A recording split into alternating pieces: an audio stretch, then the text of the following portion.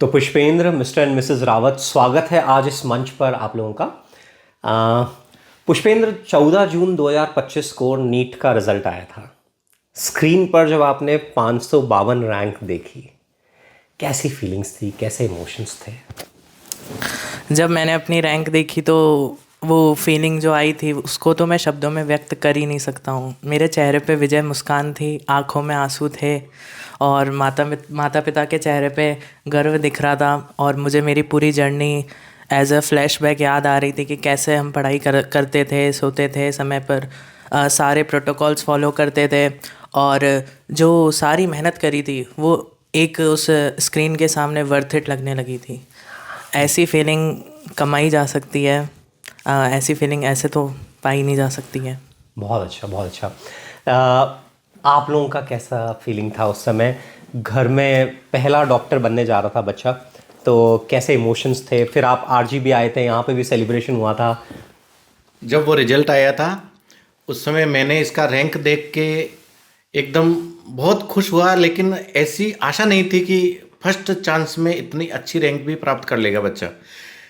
क्योंकि लास्ट के दिनों में ऐसा लगा, ये तो फुल कॉन्फिडेंस था, लेकिन मैं सोच रहा था कि है ना बच्चा थोड़ा कम कर पाएगा, क्या पता हो ही नहीं। हाँ। पर इस प्रकार का रिजल्ट देखा तो बहुत खुश हुआ। और मैं ग्रामीण परिवेश से हूँ, जी। ग्राम काजीपुरा फाईसागर जी। तो उस एरिया में 5-6 गांव हैं, उनमें तो क्या हमारे पूरे रावत समाज में एम्स से डॉक्टरी करके निकलने वाला पहला बालक होगा ये। क्या बात है। हाँ, और अभी तो मतलब उस हमारे आसपास का जो अजमेर के सराउंडिंग एरिया है ना जी। उसमें तो ये पहला बालक ही है जिसने इतनी अच्छी अचीवमेंट किया है जी।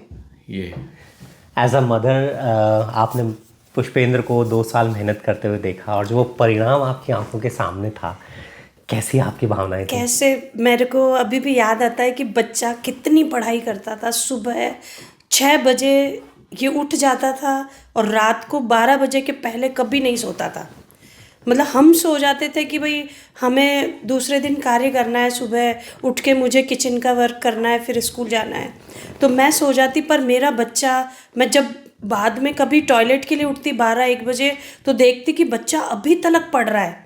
मतलब इतनी मेहनत के बावजूद भी मुझे जब ऐसे लगता था कि नीट का एग्ज़ाम इतना टफ होता है कि बच्चा, मतलब 22 लाख करीब बच्चे बैठे होंगे तो कैसे कर पाएगा, मेरे को यकीन ही नहीं था। और जब रिजल्ट देखा ना तो देखते ही रह गए कि बच्चे ने 552वीं रैंक लाए। मतलब यूं देखो कि मुझे लग रहा था कि दिल्ली ही मिलेगा अब तो कॉलेज। दिल्ली एम्स का मेरा सपना, और मैं मतलब सोच ही नहीं पा रही। मैंने ईश्वर को धन्यवाद दिया जी। और फिर हमें आरजी बुलाया था तो हम गए वहाँ पे सेलिब्रेशन। मतलब सब कुछ एक ऐसा स्वप्न जैसा लग रहा था जी। कि बच्चे ने इतना अच्छा रिजल्ट लिया है, मतलब और विथ 12th और सब। मैं तो मतलब ये कहिए कि बच्चे की मेहनत है और इनको जो गाइडेंस करी इनके आरजी वालों ने, उनका सबका बहुत धन्यवाद देना चाहूँगी। क्योंकि घर पर हमारे माहौल ही नहीं है, कोई परिवार में दूर दूर तक जॉब में ही नहीं है। आप तो बात करिए, किसान है। हाँ। मेरे सास ससुर बिल्कुल अनपढ़, जो कि जानते ही नहीं है कि क्या होता है। और हम दोनों जरूर पढ़ के आगे बढ़े, परंतु बच्चे को तो घर में मतलब कहीं हो तो सही कोई बैकग्राउंड, वही कोई पढ़ने वाला, कोई गाइड करने वाला। जो बुक्स पढ़ी, जो कुछ करा, हमें नहीं पता है। सिर्फ आरजी के भरोसे छोड़ दिया हमने तो कि भाई ये जाने, इसके टीचर जो कहेंगे, जो बुक ला के देने की कहेगा वो ला देंगे बस।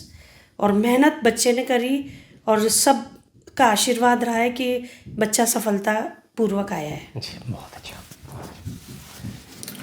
मतलब मैं कहना चाहूँगा कि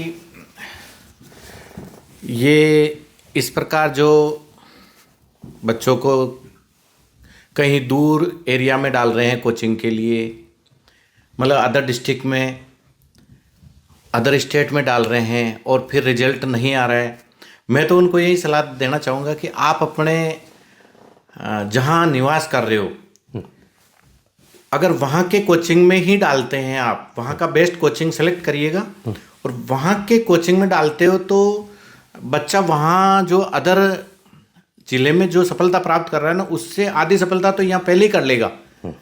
क्योंकि बच्चे को जो घर का माहौल और यहाँ का जो फीलिंग है ना कि हमारा एरिया है आसपास का, इसका बहुत फर्क पड़ता है। और ये मैंने पुष्पेंद्र के साथ महसूस किया है। पुष्पेंद्र शुरू में 11वीं क्लास में जब यहाँ आरजी में आने के लिए बात करी तो मैंने कहा बेटा क्लास से देख ले एक बार। तो यहाँ आरजी की जो 10 क्लासें हुई, नो डाउट यहाँ डेली इस प्रकार की क्लासें होती है, लेकिन इसने बच्चे ने जो 10 क्लासें देखी और मुझे आके कहा कि पापा मैं वहीं जाऊँगा। तो मैंने और कहीं नहीं सोचा कि इसको कहीं और डाले, और वहीं डाला और पीछे मुड़ के नहीं देखी। मतलब सफलता बिल्कुल इसके हाथों में थी। मतलब हमने केवल इसको सुविधाएं उपलब्ध करवाई। एक तरह से मैं आर्ट्स का विद्यार्थी रहा हूँ, तो नीट के विषय में मैं इतना नहीं समझता जी। तो ये जो बुक्स मांगता था वो इसको उपलब्ध करवाई और रूम इसको उपलब्ध करवा दिया। बाकी बच्चे की मेहनत और आरजी के टीचर्स और इनका सपोर्ट जो मिला, उसी की बदौलत ये इतनी अच्छी रैंक प्राप्त कर पाया है। बाकी हम इतना नहीं सोच पा रहे थे कि ये इतना अच्छा कर पाएगा विद 12th। और 12th में भी इसने मतलब 98% स्कोर किया, ये बहुत बड़ी बात है जी। मतलब इंग्लिश के लिए तो कहता था कि ना मैं तो फेल ही हो जाऊंगा। हाँ। तो यहाँ आरजी के जो टीचर्स है एक दो, उन्होंने पेन लिया वाकई इस विषय में। और इंग्लिश के लिए भी इनको अच्छे नोट्स वगैरह दिए, पढ़ाया इसको। तो ये इंग्लिश में ही मतलब उतने ही % ले पाया जितने मतलब अदर विषयों में ला रहा है। 96 नंबर लाया था ये इंग्लिश में भी। तो मैं तो ये मानता हूँ कि जो कोचिंग इंस्टीट्यूट है उसका बहुत बड़ा योगदान है, और नो डाउट आरजी इस पे खरा उतरा है। और हमारे लिए तो आरजी एक तरह से भगवान की तरह है। आरजी के जो टीचर्स है, आरजी के जो है, तो आने वाले जो और भी बच्चे हैं उनको मैं यही सलाह देना चाहूँगा कि आप अपने एरिया का बेस्ट कोचिंग इंस्टीट्यूट सेलेक्ट करें। आप जाइए, जो भी क्लास वो 8-10 देते हैं उनमें देखिएगा, और इसको ओवरऑल सोचें कि पूरे 2 साल 3 साल में ये हमको क्या करा पाएंगे। इस हिसाब से आप फिर वो जो भी पढ़ा रहे हैं वहाँ उसको आके घर पे रिपीट करें। इधर उधर का कोई फालतू कोर्स लेने की जरूरत नहीं है, क्योंकि जो कोचिंग इंस्टीट्यूट आपको पढ़ा रहा है उनकी चिंता है कि वहाँ से निकले। बिल्कुल। तो आप उन्हीं पे फोकस करिए, सफलता आपके चरण चूमेगी। और ये हमारे बच्चे ने करके दिखाया। मैं तो कहना चाहूँगा कि ये बालक जो 11वीं में आता था ना इसमें कोचिंग इंस्टीट्यूट में, तो साइकिल पे आता था। हाँ, पूरा 11वीं क्लास इसने साइकिल पे करी है जी। हालांकि स्कूटी लाके मैंने दे दी इसको, पर कहा कि नहीं, इससे मेरी एक्सरसाइज हो रही है, जो समय लग रहा है ना इससे मेरी एक्सरसाइज हो रही है और मेरा समय बच रहा है एक तरह से। हाँ। मैं कहीं एक्सरसाइज के लिए या कोई वहाँ जाता हूँ ना जिम वगैरह में, तो वहाँ 1 घंटा ख़राब करूँगा, इससे बढ़िया इधर मेरे 2 काम हो रहे हैं। तो इसमें मतलब इस प्रकार जो बच्चे हैं वो कर सकते हैं, बस अपन को माहौल उपलब्ध करवाना है। बच्चे ने खूब मेहनत करी है, इसमें कोई दो राय नहीं है। पर इंस्टीट्यूट जो है इनका कोचिंग इंस्टीट्यूट, इसका बहुत योगदान रहा है। मैं एक बार पुनः धन्यवाद देना चाहूँगा इनको कि इसी प्रकार आगे बढ़ाते रहें अपने यहाँ के अजमेर के बच्चों को और अपने अजमेर का नाम रोशन करें। जी थैंक यू। पुष्पेंद्र, कुछ लोगों का मानना है कि कुछ लोग कहते हैं ऐसा कि भाई आरजी मतलब प्योरली आईआईटी, दोनों डायरेक्टर्स आईआईटी से बीटेक हैं और आईआईटी का फील्ड इनका स्पेशलाइजेशन है। यदि नीट की तैयारी करनी है तो ऐसे इंस्टीट्यूट पे जाना चाहिए जो स्पेसिफिकली बायोलॉजी ओरिएंटेड है। तो आपकी जर्नी में आरजी कैसे आया? पहले मुझे भी ऐसा ही लगता था कि आरजी एकेडमी केवल आईआईटी जेईई के लिए स्पेशलाइज्ड कोचिंग है, जो कि यहाँ का रिजल्ट बताता था हर वर्ष। लेकिन तो यही सोचकर मैंने भी पहले एमबीबीएस स्पेशलाइज्ड इंस्टीट्यूट ही ज्वाइन किया था, और वहाँ पे मैं 2 महीने गया भी था। बट वहाँ पे मैंने देखा कि सब्जेक्ट में वो एक्सपर्टीज़ नहीं थी, मतलब क्वेश्चन करने पर ज़्यादा फोकस किया जा रहा था, लेकिन उसके पीछे क्या कॉन्सेप्ट है, लॉजिक है, सब्जेक्ट की जो बेसिक अंडरस्टैंडिंग थी वो नहीं बताई जा रही थी। बस बताया जा रहा था कि जुगाड़ से कैसे तरह क्वेश्चन कर लिया जाए। तो फिर मैंने बीच में सोचा, मुझे अच्छा नहीं लगा तो मैंने आरजी एकेडमी ज्वाइन करने का सोचा, ट्रायल क्लासेस ली। तो यहाँ पे फिर मुझे सब्जेक्ट्स की एक्चुअल अंडरस्टैंडिंग मिली और मुझे बहुत अच्छा लगा कि हाँ, एक्चुअल में यही है, फिजिक्स और केमिस्ट्री यही है जो साइंस में हमें पढ़ना चाहिए एक्चुअल में, नॉट ओनली हमें क्वेश्चंस करने पे फोकस करना चाहिए। तो मैंने जब आरजी ज्वाइन किया तो फिर मुझे बहुत अच्छा लगा और ये सारे सब्जेक्ट्स मुझे बहुत अच्छे लगने लग गए। तो मेरा तो ये डिसीज़न बहुत अच्छा साबित हुआ। आप दोनों ही एजुकेशन फील्ड में हैं सर, आप भी प्रिंसिपल हैं सीनियर सेकेंडरी स्कूल में, मैम आप भी सीनियर टीचर हैं, तो आपका इस विषय में क्या कहना है? मैं लगभग 20 साल से जी एजुकेशन में हूँ। हाँ। विभिन्न पोस्टों पे रहा। हाँ। आज प्रिंसिपल की पोस्ट पे हूँ मैं। हाँ तो हर साल नए बच्चे आते हैं हमारे पास, जी। तो बहुत अच्छे से समझते हैं कि कौन बच्चा क्या कर सकता है। हाँ तो ये बालक जब अदर इंस्टीट्यूट में जा रहा था ना, हाँ जी हाँ जी। तो उस समय जैसे आके अपनी भावनाएं बताता था, हाँ तो मुझे लगता था कि बच्चा संतुष्ट नहीं है, बच्चे का जो आईक्यू है हाँ उस अमुक कोचिंग इंस्टीट्यूट से बेहतर है। हाँ। तो ऐसी स्थिति में फिर इसको मैंने छूट दी थी कि बेटा आप देख लीजिएगा जहाँ हाँ भी जी। उचित समझते हो। तो फिर यहाँ की जो 8-10 क्लासें ली इसने, पहचान की और बिल्कुल फिर इसने कहा कि मैं जाऊँगा तो यहीं जाऊँगा। हाँ। तो बिल्कुल आया ये और सफलता प्राप्त की है, ये सामने है। जी। हाँ, और मैं तो यही कहना चाहूँगा कि मतलब बालक जहाँ भी है उसके कॉन्सेप्ट क्लियर बालक के समझ में आ जाता है, वो ही कोचिंग इंस्टीट्यूट अच्छा है। बिल्कुल सही। और इस मायने में हमारे बालक के लिए चाहे बायोलॉजी हो चाहे गणित हो, कोई सा इंस्टीट्यूट हो, आरजी बेस्ट खरा उतरा है इस चीज़ पे जी। और ये सफलता जो प्राप्त की है मतलब आरजी की वजह से ही है, क्योंकि हम लोग तो सर बिल्कुल बहुत दूर दूर के एरिया में रहने वाले ऐसे हैं जहाँ इस प्रकार का कोई माहौल भी नहीं है। हाँ जी हाँ जी। तो ऐसे एरिया से बच्चा कुछ किया है। हाँ। तो नो डाउट आरजी का ज़बरदस्त योगदान है। और जहाँ तक कह रहे हैं कि केवल ये आईआईटी के लिए है, मैथ्स के लिए हैं आरजी, ऐसा नहीं है। क्योंकि आप जैसे कॉन्सेप्ट या कोई भी पाठ्यक्रम करते हो तो उसमें उसकी गहराई तक जाना जरूरी है जी। और मैथ्स में जैसे मैथ्स के क्वेश्चन करना है, फिजिक्स उसको पढ़नी है, तो फिजिक्स के लिए उसको उस हाईएस्ट कॉन्सेप्ट है वहाँ तक जाना होगा। तो केवल बायोलॉजी का पढ़ के कि हमको केवल नीट करनी है, अगर कम पढ़ लिया तो उससे तो अपन दिक्कत आ सकती है, लेकिन ज़्यादा पढ़ लिया तो वो अपने लिए नुकसानदायक नहीं होगा, वो कहीं ना कहीं फ़ायदा ही करेगा। और ये फ़ायदा मिला है इस बच्चे को, क्योंकि यहाँ से जैसे एग्ज़ाम देके ये बच्चा बाहर निकला ना, तो मेरे पास किसी व्यक्ति का फ़ोन आया था कि पुष्पेंद्र कहाँ है। हाँ।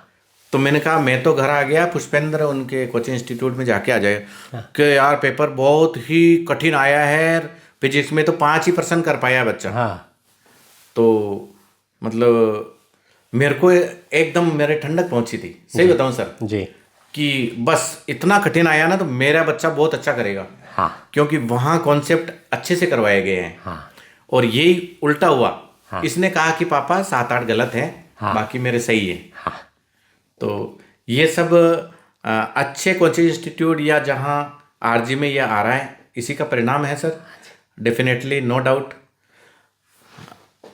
अच्छा, ये इसका एक खासियत मैं बताऊं कि ये अपने जो इसे उद्देश्य है ना, हाँ जी। इसके लिए बहुत सजग है। हाँ। मतलब अपने सामने तो ये यही कहेगा कि हाँ नहीं मैं ये कर रहा हूँ, ये कर रहा हूँ। हाँ। पर ये अपना जैसे मोटिव था कि है ना मेरे को नीट करनी है, तो उसके लिए ये पढ़ लेता था। भले ही हमारे सामने ये थोड़ा दूसरा काम भी कर लेता, घूम रहा है, कुछ चीज़ भी देख लेता, लेकिन अपने उद्देश्य के लिए इतना पढ़ लेता कि मुझे यहाँ तक पहुँचना है, भले ही समय निकाल लेता। अभी भी ऐसा ही करता है ये। हाँ। अभी भी जिस कोचिंग वहाँ जहाँ एम्स में पढ़ रहे हैं ना, वहाँ भी ये इस प्रकार हमको तो इस प्रकार दिखाएगा कि मैं नहीं पढ़ रहा हूँ, लेकिन इसका जो मोटिव है उसके प्रति सजग है। हाँ। और ये मेरे बच्चे की बहुत अच्छी मतलब आदत है। हाँ। अन्य बच्चों को मैं यही कहना चाहूँगा कि आप मस्त रहिए, हाँ। स्वस्थ रहिए, बाकी अपने उद्देश्य के प्रति हमेशा सजग रहें। बिल्कुल। ये समय है जो 2-4 साल का आपका है, इसी में आपका भविष्य निर्धारित है, इसी में आपको बनना है। और ये जो मल्टीमीडिया का जमाना है, इसमें मोबाइल से दूर रहें तो ज़्यादा अच्छा है। मैं तो कहता हूँ कि 10-15 मिनट भी क्या देखना। हाँ। आपके पास कोई फ़ोन वगैरह तो आते नहीं है, आप कोई बिजनेस तो कर नहीं रहे हो, तो आप इसको दूरी बना ले हुए बिल्कुल। और माँ बाप को यही सलाह देना चाहूँगा कि 12वीं से पहले बच्चे को मोबाइल देना ही नहीं है। हाँ। मैंने नहीं दिया था इस बच्चे को मोबाइल। हाँ। ये भले इसकी मम्मी का या मेरा कभी देख लेता था। हाँ। बाकी मैंने 12वीं की शर्त लगा दी कि 12वीं से पहले मोबाइल नहीं मिलेगा। हाँ। तो इन चीज़ों का भी थोड़ा ध्यान रखें और थोड़ा माहौल उपलब्ध कराएं। माहौल का मतलब कि अलग रूम उपलब्ध कराएं बालक को। हाँ। और वो जो भी कर रहा है उसके ऊपर नज़र रखें, बार बार उसको मतलब पिंच नहीं करे कि नहीं पढ़ रहे हो, ये नहीं कर रहे हो ना, उसको उदाहरण से समझाइए कि बेटा वो इस प्रकार वहाँ तक पहुँचा है, आपको इस रास्ते पे जाना है। मतलब उसको उदाहरण या इस प्रकार अन्य तरीके से उसको समझाएं, बार बार पिंच नहीं करें, तो बच्चा बेस्ट रिजल्ट देगा, नो डाउट। हाँ। तो इस प्रकार अभी जो नए बच्चे आ रहे हैं वो अपनी जर्नी को सफल कर सकते हैं। बिल्कुल। पुष्पेंद्र, जो नीट 2025 का पेपर था वो नीट की हिस्ट्री में, मेडिकल एंट्रेंस की हिस्ट्री में ऑल टाइम डिफिकल्ट पेपर था, है ना? तो आप जब पेपर देना स्टार्ट किए थे और वंस यू रियलाइज्ड कि यार पेपर बहुत डिफिकल्ट है, जो अपन जिस यूजुअल वे में अपन नीट में एक्सपेक्ट करते हैं उस तरह के क्वेश्चंस से बियॉन्ड लेवल के क्वेश्चंस हैं, तो कैसे आपने अपने आप को मैनेज किया था वो एग्ज़ाम की ड्यूरेशन में? तो जैसा तो आप सब बोलते ही थे टीचर लोग कि पेपर को कभी भी है ना प्री जज करके नहीं चलना है, जैसा आएगा ऑन द स्पॉट देखा जाएगा। तो मेरा हमेशा ये रहता था कि मुझे एक समय पे एक ही क्वेश्चन करना है और किसी भी क्वेश्चन पे मुझे फोकस नहीं करना है। मेरे हाथ में क्या है, एक समय में एक ही क्वेश्चन है। तो जब पेपर आया मैंने रियलाइज़ कर लिया पेपर डिफ़िकल्ट है, तो इसके बाद मैंने बस हर एक क्वेश्चन पे समय व्यक्त किया, उसे सॉल्व करा। अगर नहीं हुआ तो मैंने उसे ग्रेसफुली छोड़ा, स्माइली बनाया, जैसा कि आपने बताया ही था एग्ज़ाम से पहले वाले सेशंस में कि क्वेश्चन को छोड़ना भी एक कला है, एक आर्ट है। तो मैंने बहुत अच्छे तरीके से क्वेश्चन छोड़ता गया मैं, और जो मुझसे अच्छे तरीके से हो सकता था मैंने अपने बेस्ट पॉसिबल वे में किया, और बहुत अच्छा लगा। ये स्माइली वर्ड आपने बोला, स्माइली के पीछे क्या वो है? स्माइली के पीछे जब भी अपन कोई क्वेश्चन हमसे नहीं होता है तो हम जब आगे वाले क्वेश्चन में जाते हैं तो पीछे वाले क्वेश्चन का हमारे पर एक असर रहता है। वो उसकी हमें एक टेंशन रहती है कि यार पिछला क्वेश्चन नहीं हुआ, अभी ये वाला आगे, तो आगे वाले क्वेश्चन पे हम पूरा हमारा ध्यान नहीं लगा पाते हैं क्योंकि हमारा पिछले वाले क्वेश्चन से मूव ऑन ही नहीं हुआ। तो हम स्माइली बनाकर उसे एक अच्छे हैप्पी नोट पे ख़त्म कर रहे हैं कि हाँ कोई बात नहीं, क्वेश्चन नहीं हुआ तो नहीं हुआ, आगे वाले क्वेश्चन पे असर ना पड़े। तो डिफिकल्ट क्वेश्चन है, अपन इसको अपन खुद कॉन्शियसली छोड़ रहे हैं कि भाई इस क्वेश्चन को अपन छोड़ रहे हैं, आगे बढ़ते हैं। बिल्कुल। तो उसने टेम्परामेंट बनाए रखने में आपकी बहुत मदद करी। बहुत ही अच्छा, बहुत ही अच्छा। और थ्रू आउट पेपर में आप कूल, काम, कंपोज रहे, अच्छी तरह से आप पेपर कर पाए। हाँ, मैंने हर एक क्वेश्चन बस एक समय पे एक ही क्वेश्चन पे फोकस करा, पानी पीता रहा बार बार, और बस बाकी प्रैक्टिस में था ही, पेपर तो प्रैक्टिस करे ही थे बहुत सारे, तो उससे भी बहुत हेल्प मिली। पुष्पेंद्र, नीट में फिजिक्स गेम चेंजर सब्जेक्ट होता है। काफ़ी बच्चे बायोलॉजी लेने वाले मैथ्स में उतने बढ़िया नहीं होते हैं, तो फिज़िक्स में क्योंकि मैथमेटिक्स काफ़ी काम आती है तो बच्चे थोड़ा फिज़िक्स में घबराते हैं। तो आपकी प्रिपरेशन में फ़िज़िक्स की टीचिंग का, फिज़िक्स सब्जेक्ट का क्या रोल रहा? आपके लिए कैसा था फिज़िक्स सब्जेक्ट? तो मैंने जैसा कि जेईई एक्सपर्टीज़ कोचिंग में एडमिशन लिया था, तो यहाँ के सारे टीचर्स फिज़िक्स को बिल्कुल बेसिक से कॉम्प्लेक्स लेवल तक पढ़ाते थे, स्टेप बाय स्टेप एक एक चीज़ पढ़ाते हुए चलते थे। तो और कभी भी मना नहीं करते थे कि ये ज़्यादा है तो इसको मत पढ़ो, हमेशा बोलते थे पढ़ो, काम आएगा, सब्जेक्ट की अंडरस्टैंडिंग बनेगी। तो मैंने हमेशा अंडरस्टैंडिंग के पर्सपेक्टिव से मैंने पढ़ाई करी थी फिज़िक्स में। तो हार्ड क्वेश्चंस भी होते थे तो भी मैं उन्हें करता था, इजी होते थे तो भी उन्हें करता था, और बार बार रिवाइज करता रहता था।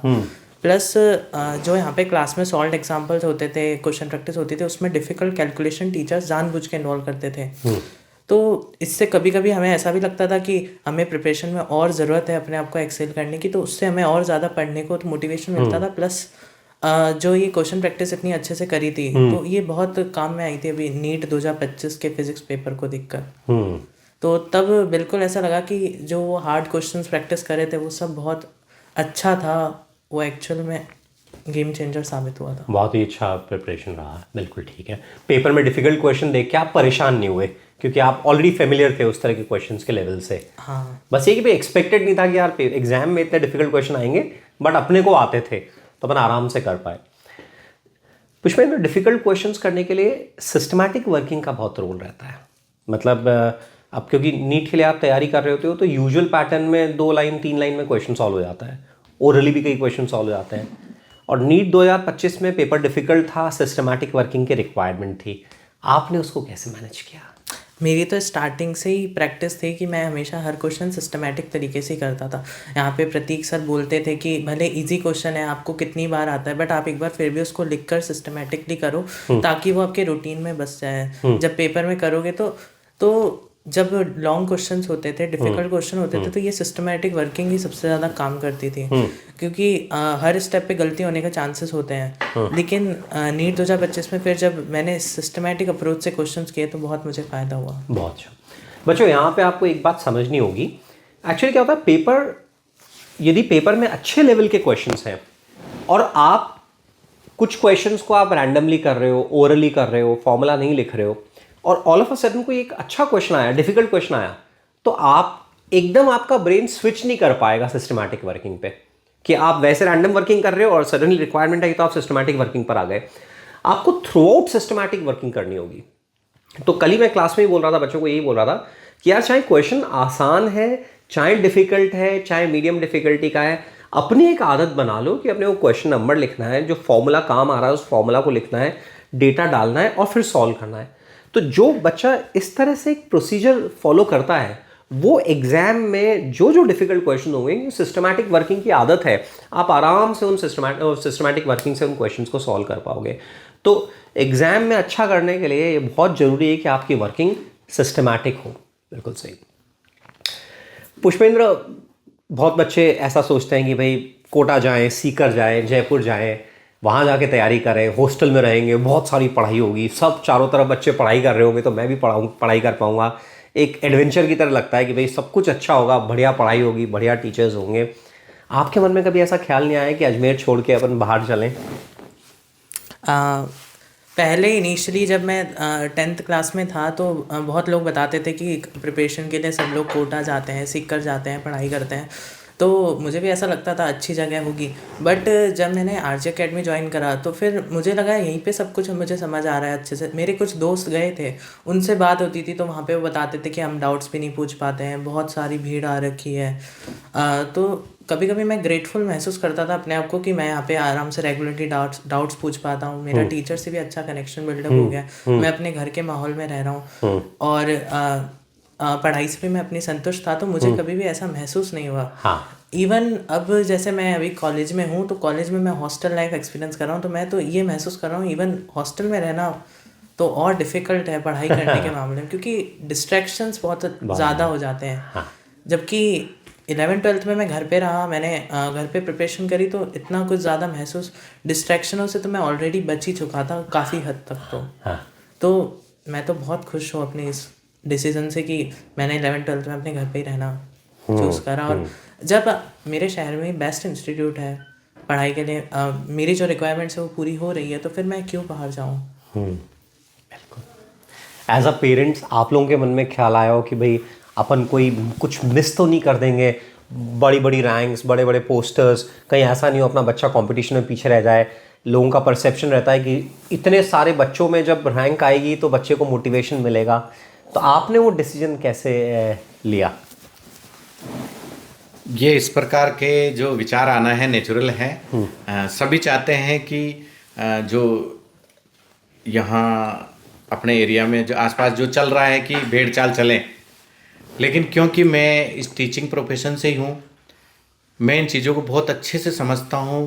जहाँ बच्चा अच्छा कर पाए वही जगह बेस्ट है उसके लिए। तो हालांकि मैं भी सीख करके इंस्टीट्यूट देख के आया था, जी। बच्चे को नहीं ले गया, लेकिन मैं 2 बार ऑब्जर्व किया, 2-3 इंस्टीट्यूट ऑब्जर्व किए थे। पर वहाँ जो भीड़ और सब कुछ देख के फिर मैं बच्चे की आदत जानता था कि मेरा बच्चा यहाँ सेट नहीं हो पाएगा, ठीक है, और उम्र में भी छोटा है थोड़ा। तो भाई 11वीं-12वीं अच्छे से करनी है तो फिर अजमेर ही बेस्ट है। और फिर अजमेर में हमारे को इस प्रकार का इंस्टीट्यूट मिल ही गया। तो फिर इसके बाद हमने यहाँ आने के बाद नहीं सोचा कि अब इसको बाहर कहीं भी डाला जाए, और ये बिल्कुल आराम से करता गया। रिजल्ट आपके सामने। बिल्कुल। पुष्पेंद्र, घर पे रहकर तैयारी करने का ये जो डिसीजन था, इसने आपकी सक्सेस में क्या रोल प्ले किया है?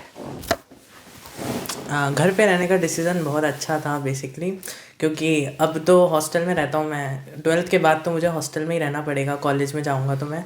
तो इससे पहले भी मैं जा सकता था 11th में तैयारी करने, लेकिन मैं घर पे ही रहा। तो घर पे मुझे माता पिता का बहुत अच्छा सपोर्ट मिला, मेरी बहुत अच्छी बॉन्डिंग बन गई। तो अब जो भी प्रॉब्लम्स होती है मैं अपने अच्छे तरीके से शेयर कर पाता हूँ। प्लस घर पे तो एक तरह से पूरा सपोर्ट रहता ही है, घर का खाना मिलता है अच्छा सा। कुछ भी प्रॉब्लम हो अपने माता पिता से मैं शेयर कर सकता हूँ। प्लस कोई एक्स्ट्रा कोई काम नहीं है, कपड़े धोना, ये करना वो करना। बस घर पे मेरा सिंपल काम था पढ़ाई करना। और घर पे रहता था तो टीचर से भी मेरा बहुत अच्छा कनेक्शंस बन चुका था, क्योंकि मैं कभी भी बात कर लिया करता था फ़ोन पे, और कोचिंग भी आ जाया करता था डाउट्स वगैरह पूछने। तो घर पे रहना बहुत अच्छा रहा। बच्चों का पेन होता है कि भाई पेरेंट्स बार बार पढ़ाई करने के लिए बोलते हैं, टोकते हैं, थोड़ा उठो तो लगता है कि भाई तू इतनी जल्दी उठ गया। तो आपको कभी ऐसा फील नहीं हुआ कि भाई पेरेंट्स टोक रहे हैं या बार बार मेरे को बोलते हैं पढ़ाई करने के लिए, और मैं अपना फ्री होके आराम से अपने हिसाब से रहूं? मुझे कभी कभी फील जब मैं खुद ही नहीं पढ़ता था तो तब पेरेंट्स बोलते ही थे कि थोड़ा बहुत पढ़ना चाहिए, बट वो कभी भी डांटते नहीं थे। कि वो बस प्यार से बोल देते थे, समझा देते थे कि हाँ बेटा पढ़ना चाहिए, थोड़ा सा पढ़ ले फिर कर लेना ये सब। हाँ। तो कभी भी मुझे ऐसा प्रेशर फील नहीं हुआ कि। और इसके अलावा बाहर का क्या होता है कि बाहर जब भी, जैसे मैं अभी हॉस्टल में रहता हूँ, तो अभी सब कुछ होने के बावजूद बहुत कंपटीशन का माहौल है हॉस्टल में। अभी हम कोई कॉम्पिटिटिव एग्जाम की तैयारी नहीं कर रहे, फिर भी बहुत कंपटीशन की नज़रों से देखते हैं बच्चे एक दूसरे को। तो यहाँ पे मैं रहता था तो यहाँ पे ऐसा कोई कंपटीशन की नज़रों से नहीं देखता था। सभी हम बैचमेट्स फ्रेंड्स थे, एक दूसरे की हेल्प करते थे, कंपटीशन की नज़र से बिल्कुल नहीं देखते थे। तो मेरा एक अच्छा पीयर ग्रुप भी बन गया था यहाँ पे। तो उसने भी मुझे बहुत सपोर्ट किया था, मैं भी उन्हें सपोर्ट करता था। कंपटीशन की नज़र नहीं होती थी, नज़रों से नहीं देखते थे हम किसी को भी। तो टोकते थे घर वाले, बट मैं ज़्यादा मौका नहीं देता था। ब्लेसिंग इन डिस्गाइज थी वो, पेरेंट्स का टोकना। इवन अब तो पेरेंट्स की टोकना भी याद आता है, क्योंकि अब मैं हॉस्टल में रहता हूँ। कोई रोक टोक नहीं है। तो वो तो ब्लेसिंग ही थी कि मुझे अच्छा है टोका, भले के लिए टोका। आज मैं यहाँ बैठा हूँ आपसे बात कर रहा हूँ। तो पेरेंट्स अपने बच्चों का कभी बुरा नहीं चाहते हैं, ना टीचर्स अपने बच्चों को बुरा चाहते हैं, बस उन्हें फॉलो करना होता है। वो कह रहे हैं हमें तो किसी एक्सपीरियंस के आधार पे ही कह रहे हैं, हमारा भला ही चाहते हैं, बुरा तो नहीं चाहते। तो पुष्पेंद्र, आप लोगों के साथ में जैसे हम जो इंस्टीट्यूट में गाइडेंस देते थे, जिस तरह से रूटीन फॉलो करने के लिए बोलते थे, जो हैबिट्स के लिए बोलते थे, आप लोगों से शेयर करते थे घर आके, और फिर क्या आप भी उन चीज़ों को देख पाते थे? और एक ये इनके बड़े ब्रदर योगेंद्र भी यहाँ पे पढ़े हुए हैं, उन्होंने भी इंजीनियरिंग की तैयारी की है, तो वो एक्सपीरियंस आपका इस तैयारी में कैसे काम आया पुष्पेंद्र की? ये यहाँ जो आप लोग एक्सपीरियंस देते थे उसको आके हमको बताता भी था जी। और बताता कम ज़्यादा, मतलब ये उसको काम में लेता था। यानी कि इनके दीवारों पे या इसकी डायरी में वो चीज़ें लिखता था ये जी, कि है ना, इस समय ये करना, इस समय ये करना, इस समय ये करना। और इसके वहाँ दीवारों पे भी 1-2 मोटिव लगे हुए थे कि ये बनना है ना। तो वो आपके जो अच्छे अच्छे वाक्य हैं वो लिख के रखता था। तो ये जब कोचिंग आ जाता था ना, तो मैं मतलब इसकी डायरी को जरूर टटोलता था। तो उससे ऐसा लगता था कि बहुत अच्छा कर रहा है बच्चा। फिर मैं इसको ज़्यादा कहता नहीं, मतलब आप लोग जो यहाँ सिखाते थे ना उसको ये लिख भी रहा है अंदर, और उसको काम में लेता था कि ना इस समय तक ये काम करना है, इस समय ये सब्जेक्ट पढ़ना है, इस समय तक ये करना है, इस समय ये करना है। कई बार छोटा बालक है तो डिस्टर्ब भी हो जाता था। हाँ। जैसे मोबाइल हाथ में आ गया हाँ। मम्मी का या मेरा, हाँ। तो देख रहा है आधे घंटे तक, हाँ। 1 घंटे तक, तो उसमें इसका फिर वो रूटीन चेंज हो जाता। बाकी यहाँ के जो आप सिखाते थे उसको बहुत फॉलो करता था, और अवेयर है बच्चा, नो डाउट। हाँ, मतलब सभी बच्चे ऐसे नहीं होते, लेकिन इस प्रकार कर सकते हैं अदर बच्चे भी। हाँ, और एक पेरेंट के लिए बड़े सुकून की बात होती है कि आपका बच्चा समझदार हो रहा है, इंडिपेंडेंट हो रहा है, अपना समय खुद अच्छी तरह से मैनेज कर रहा है, उसमें एक जुनून आ गया है कि मुझे कुछ करना है, पढ़ाई करनी है। ये सब ईश्वर का आशीर्वाद माने जी। या हो सकता है हमारे पूर्व जन्म के कर्म या अभी के कर्म हो, हाँ। कि हमने बच्चों को, दोनों ही बच्चों को हाँ। इस प्रकार कभी प्रेशराइज नहीं किया कि बेटा ये करना है, आपको ये रैंक लानी है या ये परसेंटेज लानी है। ऐसे हमने कभी प्रेशराइज नहीं किया। ठीक है, वो अपने मन से पढ़ रहे हैं और बच्चे हमारे मन से ही पढ़े हैं। बाकी कोई पेरेंट्स की हिम्मत नहीं है जो पढ़ा सके। बिल्कुल। आज करोड़पति बेटे हैं लोग कई सारे, लेकिन उनका बच्चा वो नहीं कर पा रहा है, कोई एग्ज़ाम नहीं तोड़ पा रहा है, तो वो कुछ भी नहीं कर पा रहे हैं। तो ऐसी स्थिति में मैं तो इसको मानता हूँ कि ना ईश्वर का आशीर्वाद रहा है, और फिर सही कोचिंग इंस्टीट्यूट और सही मार्गदर्शन है, उसी का ये परिणाम है। अच्छा, ये घर पे भी जैसे ऐसा नहीं माँ बाप से, मेरे मम्मी पापा भी है, यानी इसके दादा दादी, हाँ। और एक गाय भी रखता हूँ मैं। जी जी। तो इसके दादा तो अभी याद करते हैं हाँ। कि है ना, गाय को मतलब रोज प्यार करके ही जाता था ये, मतलब उसको धोख दे के आगे निकलता था ये। हाँ। एग्जाम देना है या कहीं भी जा रहा है ना, हाँ। तो दादाजी को और गाय को अवश्य धोख दे के जाता था ये। बहुत अच्छा। तो और मतलब कई बार हंसी चलती है हमारे को, अभी इसने जो लिख रखा है ना दीवार पे, गाय जहाँ बनती है तो क्या ना, अत्याचार मत करो मूक प्राणी पे। वो कारण ये था कि कभी जैसे गाय दुआ नहीं रही है या कुछ भी बदमाशी कर रही है तो मम्मी डांट देती थी गाय को, और कभी लाठी भी मारनी पड़ती है, गाय है वो तो बांधनी भी पड़ती है, या उसके बच्चे को हम दूध नहीं पीने दे रहे जैसे, तो ये अपने एक्सप्लोजन उसमें वहाँ लिखता था। तो उसको पढ़ के अभी भी हंसी चलती है, वो है अभी मिटाया नहीं हम लोगों ने कि है ना, इसके ऊपर अत्याचार मत करो। मतलब प्राणियों से भी बहुत प्रेम करता है ये। जैसे डॉग था पहले, तो डॉग को बहुत प्यार करता था। तो बहुत ही मतलब भगवान ऐसा बच्चा सबको दे। मैं तो ये कहना चाहता हूँ, अच्छा है बालक, नो डाउट। पुष्पेंद्र, जो बच्चे पढ़ने में अच्छे होते हैं, टॉपर्स होते हैं, सब लोग ये मानते हैं कि यार उनकी लाइफ तो एक समान रहती है, रोबोट की तरह वो तो हमेशा पढ़ते रहेंगे, सही काम करते रहेंगे। बट आई हैव सीन कि आपके प्रिपरेशन की ड्यूरेशन में भी लो फेज थी। एक बार आपको लग रहा था कि मैं MBBS की तैयारी क्यों कर रहा हूँ, मुझे MBBS में नहीं जाना है। तो ऐसी लो फेजेस को आपने कैसे मैनेज किया? तो अब अगर मैं उन लो फेसेस को देखता हूँ तो अब मुझे महसूस होता है कि वो तो एक्चुअल में बर्नआउट था काफ़ी ज़्यादा। मतलब एक ही शेड्यूल फॉलो कर करके बर्नआउट हो जाता था। तो कभी कभी ऐसे थॉट्स आते थे कि जैसे कि मैं यहाँ पे केमिस्ट्री फिज़िक्स में अच्छा था, तो मुझे लगता था कि मुझे भी आगे इन्हीं सब्जेक्ट्स को पढ़ना चाहिए, बायोलॉजी नहीं करनी चाहिए। बट तो फिर मैं कभी कभी सोचता था MBBS नहीं करना चाहिए मुझे। लेकिन फिर मैं अपने माता पिता को बोला कि मुझे ये नहीं करना है, लेकिन उन्होंने बोला कि बेटा अब कोई ऑप्शन नहीं है, क्योंकि ऐसा मैं 11th के लास्ट में सोचा करता था। तो उन्होंने समझाया कि बेटा 11th 12th तो करनी है तो तू कर ले, बाद में जो होगा देखा जाएगा। फिर मैंने अपने टीचर से बात करी, प्रतीक सर ने भी बोला कि प्रिपरेशन जब शुरू कर ही दी है तो फिर इसे ख़त्म करना चाहिए।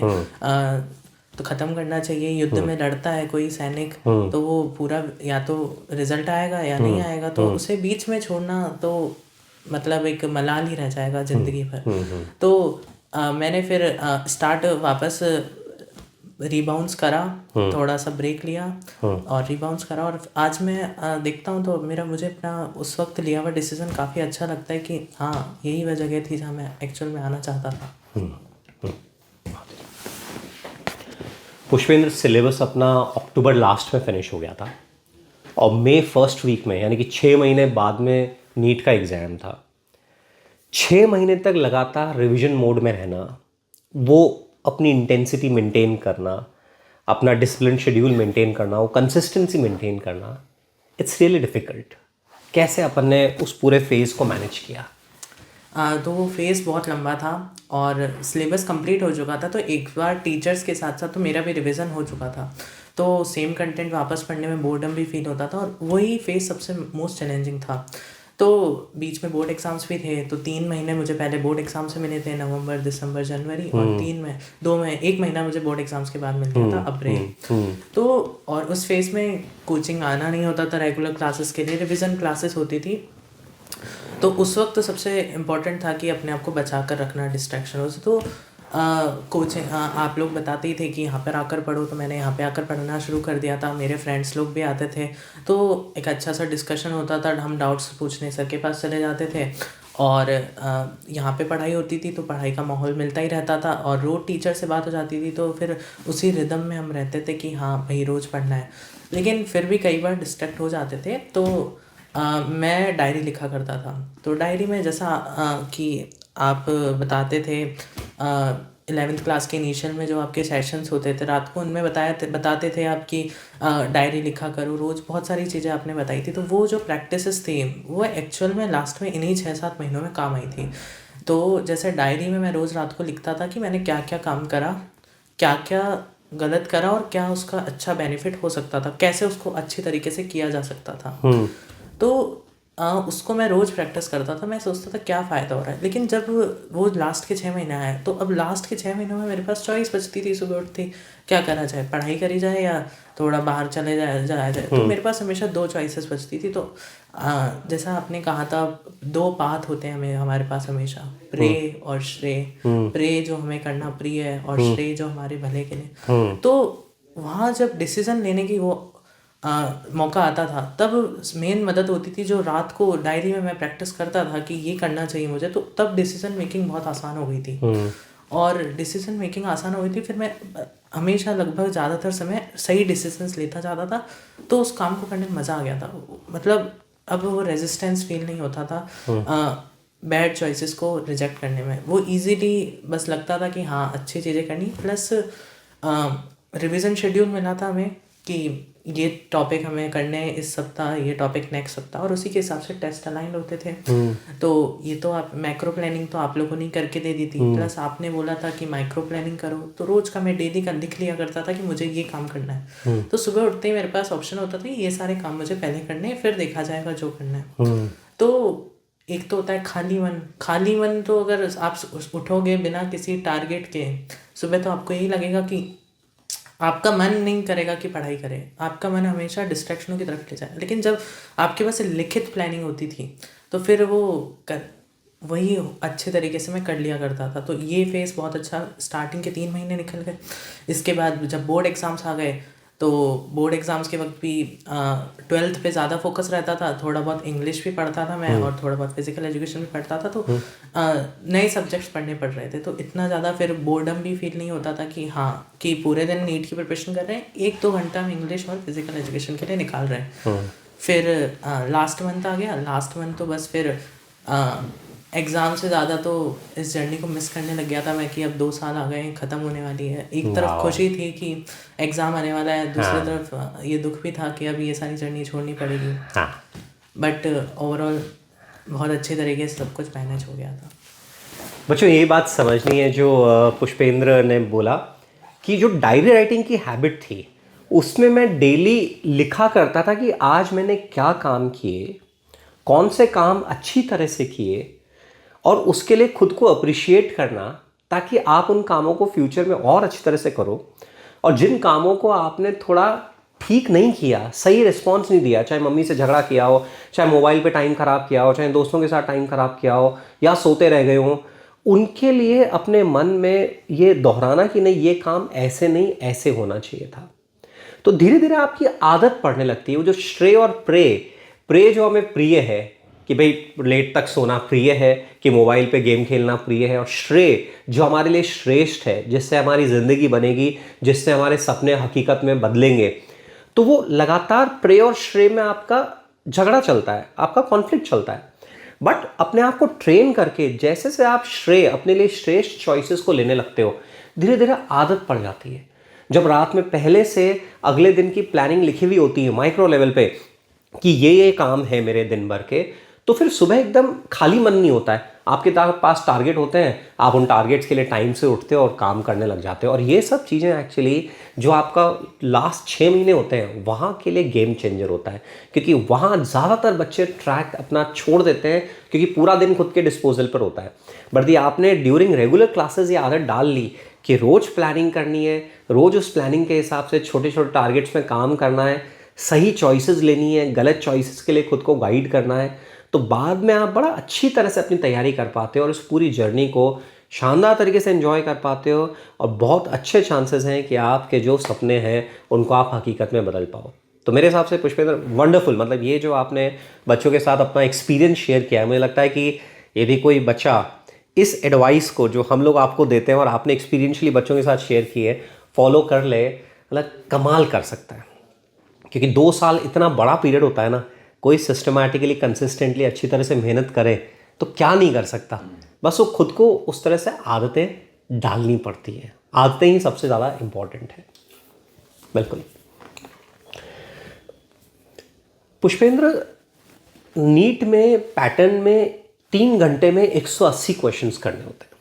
मतलब कि 180 मिनट 180 क्वेश्चन को पढ़ना, समझना, न्यूमेरिकल्स को सॉल्व करना, आंसर टिक करना, काफ़ी डिमांडिंग टास्क हो जाता है। और नीट 25 में तो बायोलॉजी के क्वेश्चंस थोड़े लेंदी भी थे, लेंदी इन द सेंस कि टेक्स्ट ज़्यादा था। तो वो सब आपको मैनेज करने में कैसे हेल्प मिली? तो उसके लिए तो जैसे क्वेश्चंस बहुत ज़्यादा थे और प्रोसेस भी हमें जल्दी करना। एक तो रीडिंग की मेरी अच्छी हैबिट थी स्टार्टिंग से, क्योंकि बीच में वैसे कोविड आया था, रीडिंग की हैबिट छूट गई थी मेरी। बट आप लोग बोलते थे कि कुछ ना कुछ पढ़ते रहा करो, जैसे इंग्लिश न्यूज़पेपर पढ़ लो, कुछ स्टोरी बुक्स पढ़ लो। आप सजेस्ट करते थे कार्ल मार्क्स, इन सब ऑथर्स की बुक सजेस्ट करते थे आपकी, ये सारी बुक्स पढ़ लो। तो मैं साइड बाय साइड इनको थोड़ा बहुत पढ़ता रहता था। न्यूज़पेपर तो मैं रोज़ पढ़ता था, तो न्यूज़पेपर रोज़ पढ़ता था तो मेरी रीडिंग तो स्पीड अच्छी होती थी। साथ में मुझे आसपास का भी पता चलता रहता था, दुनिया में क्या चल रहा है। तो मुझे एक ऐसा मिस आउट भी फियर नहीं होता था कि मैं पूरी तरह बस प्रिपरेशन में ही घुसा हुआ हूँ। मैं थोड़ा समाज से भी लिंक था, तो उससे मेरी मेंटल हेल्थ काफ़ी अच्छी रही थी। तो मेरी अच्छी रीडिंग की प्रैक्टिस बन गई थी। प्लस मैं जब भी पढ़ता था तो मैं हमेशा अपने साथ पेन और पेपर रखता ही रखता था। कभी भी पैसिव रीडिंग नहीं करता था, हमेशा एक्टिव रिकॉल करता था, क्योंकि मुझे पता है कि 1 मिनट में, ऑन एन एवरेज 1 मिनट में मुझे एक क्वेश्चन करना है। तो उसके लिए उसको पढ़ना है, उसको प्रोसेस करना है, तो वो केवल पैसिव रीडिंग से नहीं हो सकता था। तो मैं हमेशा पूरा जो भी नोट्स लिखवाते थे, जैसे ऑर्गेनिक केमिस्ट्री में, फिजिकल केमिस्ट्री में, तो मैं हमेशा अपने साथ पेन रखता था, पेन और पेपर रखता था और सबको लिख दिया करता था। पूरा चैप्टर मैं जब रिवाइज कर रहा था, मैं पूरा चैप्टर लिख दिया करता था। बायोलॉजी जब पढ़ता था, मैं डायग्राम्स बना के देखता था, मैं फ्लो चार्ट्स में रिवाइज करता था, क्योंकि बायोलॉजी एक ऐसा सब्जेक्ट है जो मुझे आगे भी पढ़ना ही है अब नेक्स्ट 5 ईयर्स तक। तो मुझे उस सब्जेक्ट के प्रति प्यार डेवलप करना था। तो मैंने उसे बहुत अच्छे तरीके से, मतलब एक्टिव रिकॉल से ही पढ़ा, क्योंकि पैसिव रीडिंग करता था, चीज़ें याद नहीं होती थी, मुझे डिफ़िकल्ट लगता था। तो फिर मैं हमेशा से फ्लो चार्ट्स वगैरह बनाकर करता था।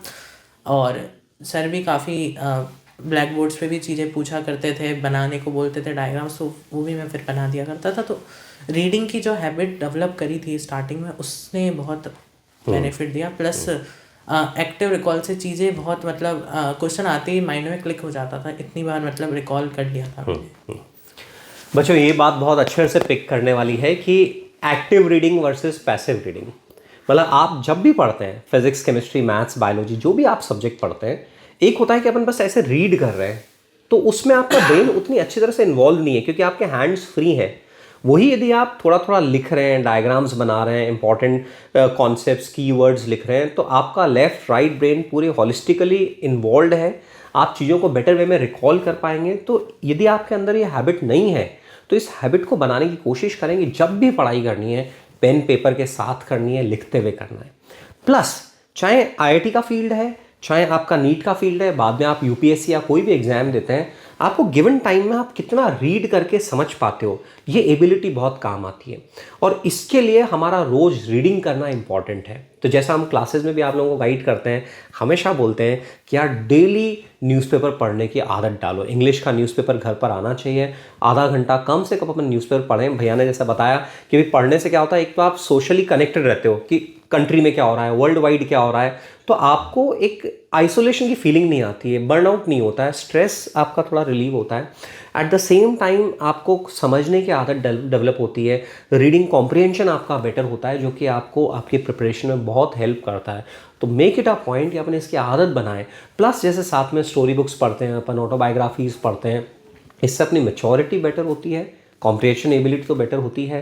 तो यदि अपने को एग्ज़ाम्स में अच्छा करना है, अपने में मैच्योरिटी डेवलप करनी है, स्ट्रेस को दूर रखना है, अपनी आदत रेगुलर मेंटेन करो कि अपने को रोज़ रीड करना है, रोज़ रीड करना है। ये अपने लिए एक थंब रूल है कि जैसे ब्रश करते हैं वैसे रोज़ अच्छे से न्यूज़पेपर पढ़ना है, किताबों से स्टोरीज़ वगैरह पढ़नी है अपनी रेगुलर पढ़ाई के साथ में। तो अपने को मोबाइल की और दूसरी चीज़ों की ज़रूरत ही नहीं होगी, रील शॉर्ट्स इन सब चीज़ों की ज़रूरत ही नहीं होगी। मैम आप सीनियर टीचर हैं, बच्चों को देखते हैं पढ़ते हुए, पुष्पेंद्र की 2 साल की जर्नी को देखा। कई बार ऐसा होता होगा जब बच्चा अपना थोड़ा सा मायूस हो, थोड़ा सा ऐसे परेशान हो, मदर चेहरे को देखते ही भांप लेती है। तो क्या कभी ऐसा नोटिस किया कभी प्रिपरेशन की ड्यूरेशन में, और कैसे उन सिचुएशंस को हैंडल किया? बीच बीच में ऐसा लग रहा था एक आध बार कि भाई बच्चा मायूस हो रहा है और परेशान भी हो रहा है कि इसमें बहुत ज़्यादा टफ जी। कंपटीशन है। हाँ। और हमने इसको बायो दिला दिया अब। हाँ। पर जो इसके है ना गाइडेंस, मतलब इसने अपने टीचर्स से बात करी, हमसे बात करी खुलकर, तो हमने इसे समझाया और सर वगैरह ने समझाया, तो इससे इसका मतलब काफ़ी सपोर्ट मिला इसे, और ये वापस मतलब धैर्यपूर्वक आ गया रास्ते पे। मतलब थोड़ा बहुत ही कभी कभी लगा होगा, बाकी तो ये वैसे मतलब मैं कह रही हूँ कि टीचर्स ने जो कह दिया ना, तो उसका अक्षरशः पालन करना है। मतलब जी। एक भी लाइन जो हमारे टीचर ने कह दिया ना वो करना है, चाहे घर का कोई कार्य मिस हो जाए तो हो जाए। भले नाश्ता नहीं करेगा ये सुबह, अगर इसको जैसे कोई होमवर्क करना है तो करके ही जाना है जी। उसके लिए आप कुछ भी त्याग करना पड़े तो कर देगा, बिल्कुल एंड पॉइंट पे। मतलब क्योंकि मैं कह रही हूँ कि भाई कितने बजे बजे तक पढ़ना, और सुबह भी उठकर इसको 1 घंटा पढ़ के फिर ही आना है स्कूल। तो ये मतलब स्कूल तो नहीं, कोचिंग। जी जी। तो इसने तो सारा कोचिंग के बेस पर ही किया है। तो ये मैं कह रही हूँ जो यहाँ के मतलब टीचर्स का मार्गदर्शन बहुत काम आया है जी। कि इसने बहुत अच्छे से करा है।